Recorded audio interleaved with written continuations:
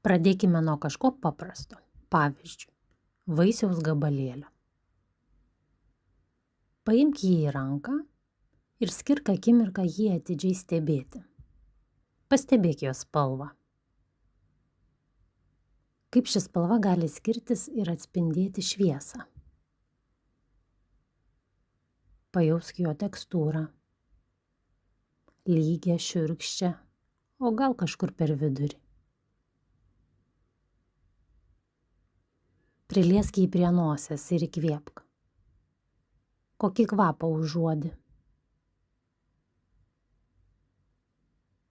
Ši pradinė apžiūra įtraukia pojūčius ir padeda pasiruošti dėmesingumui. Švelniai atsikask mažą kąsnelį, bet susilaikyk nuo noro iš karto kramtyti. Leisk maistui pailsėti ant liežuvio. Kokius pojūčius jauti? Ar jis vėsus, ar šiltas? Kokie pradiniai skoniai pasitinka tave? Šis sustojimo momentas sustiprina pojūčių sąmoningumą.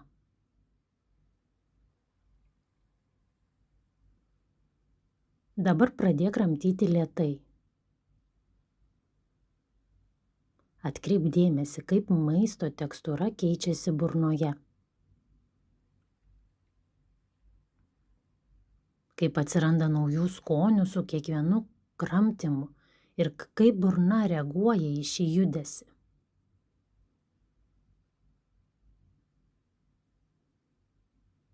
Pabandyk atpažinti visas subtilias skonių ir tekstūros niuansų variacijas. Tyrinėk maistą taip, lyg tai būtų pirmas kartas, kai jo ragauji. Pastebėk natūralų norą jį nuryti. Kai nuryji, sek pojūti, kaip maistas keliauja gerkle žemyn. Šis sąmoningumas sujungia tave su maitinimosi ir virškinimo procesu, kuris dažnai lieka nepastebėtas valgant. Po nurijimo padaryk trumpą pauzę. Apmąstyk skonį, kuris lieka burnoje. Likusius pojūčius ir savo dabartinį alkio ar sotumo lygį.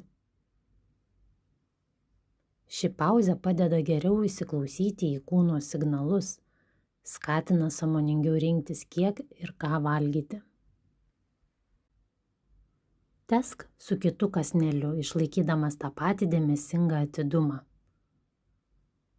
Jei mintis pradeda klaidžioti, švelniai grąžink dėmesį atgal į valgymo procesą. Tęsk šią dėmesingą praktiką viso valgymo metu. Patirk kiekvieną kąsnį kaip unikalų buvimą akimirkoje.